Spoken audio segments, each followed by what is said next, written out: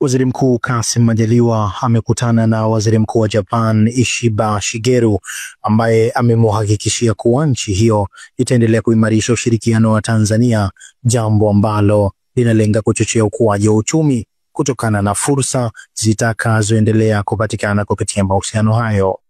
Mheshimiwa Waziri Mkuu wa Japan ametuhakikishia kuendelea kuimarisha mahusiano yetu kati ya Japani na Tanzania. Nini maana ya mahusiano haya?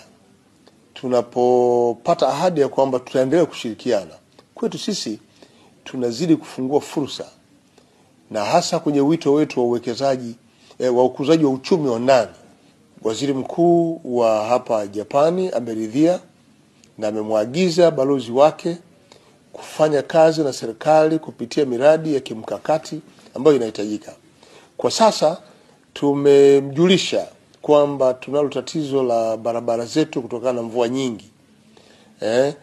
Huko liko azimio la awali kabisa la kukarabati barabara kutoka Morogoro kwenda Dodoma, na serikali ya Japani ilichukua hilo.